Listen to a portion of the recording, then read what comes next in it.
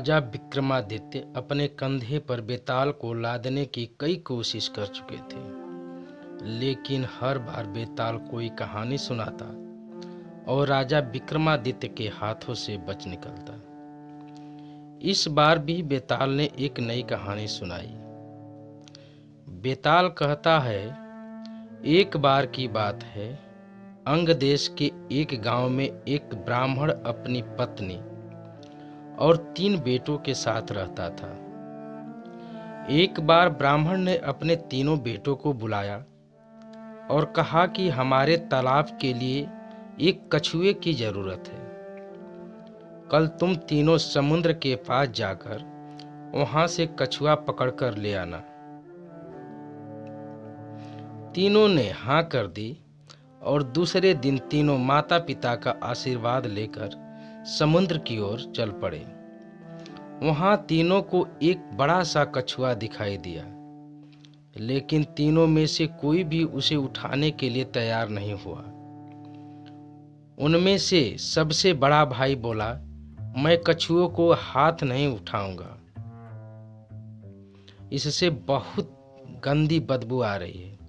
दूसरे नंबर के भाई ने कहा, मैं भी इसे नहीं उठाऊंगा, मुझे भी इससे गंदी बदबू आ रही है।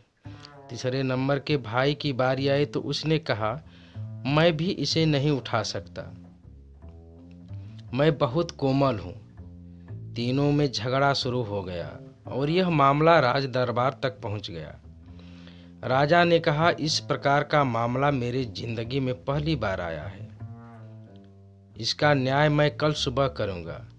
आज आप हमारे यहाँ मेहमान हैं, इसलिए भोजन और आराम यहाँ पर ही कीजिए। यह बोलकर राजा ने तीनों को भोजन के लिए निमंत्रण दिया। सभी बड़े चाव से खाना खा रहे थे, लेकिन सबसे बड़े भाई ने नहीं खाया। राजा ने जब उससे पूछा तो उसने कहा, चावल में से शमशान में जले हुए मुर्दे की बदबू आ रही है।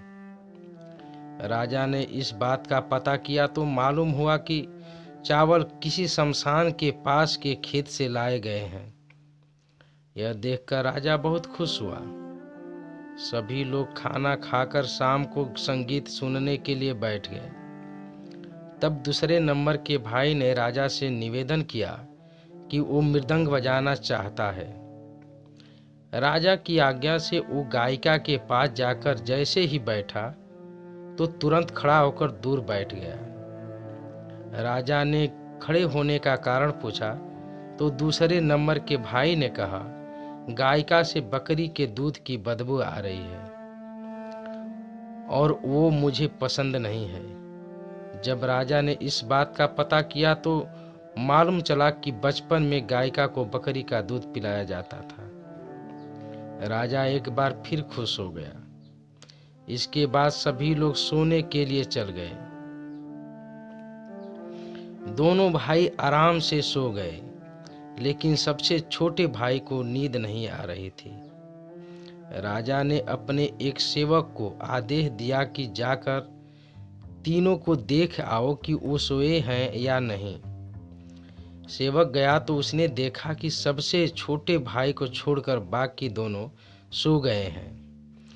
सेवक ने यह समाचार राजा को दिया और राजा इसका कारण जानने के लिए खुद वहां पहुंच गया जहां तीनों सो रहे थे। राजा को देखकर तीनों उठ बैठे। राजा ने सबसे छोटे वाले भाई से पूछा, आपको नींद क्यों नहीं आ रही है? तब वह बोला, मुझे इस बिस्तर पर कुछ चुभ रहा है। यह सुनकर सेवक ने तीनों के बिस्तर की छानबीन की तो उन्हें कुछ नहीं मिला। तब सबसे छोटे भाई के बिस्तर को अलग किया और वहां पर एक बाल था। उसने अपना कुर्ता उतारा। सबने देखा कि उस बाल का निशान उसकी पीठ पर बना हुआ था। राजा यह देखकर हैरान हुआ और खुश भी। दूसरे दिन राजा ने न्याय के लिए तीनों को बुलाया। उसने सबसे छोटे वाले को इनाम दिया और बाकी 2 को कुछ सोने के सिक्के दिए। राजा ने कहा, आप तीनों में अलग अलग खूबी है और मैं आप तीनों से बहुत खुश हूँ। मैं अपने सैनिकों को भेजकर कछुआ आपके घर भिजवा दूंगा। इतना कहकर बेताल ने विक्रम से पूछा, बताओ तीनों भाइयों में से सबसे अधिक सुकुमार कौन था? तब विक्रम बोला, सबसे छोटा भाई, क्योंकि हो सकता है कि दोनों बड़े भाइयों ने अपने सुकुमार होने का दिखावा किया हो, लेकिन सबसे छोटा भाई कितना सुकुमार है यह तो राजा ने खुद आंखों से देखा। विक्रम का सही जवाब सुनकर बेताल ने उसकी तारीफ की और अपनी शर्त के अनुसार वापस पेड़ पर जा लटक गया। कहानी से सीख।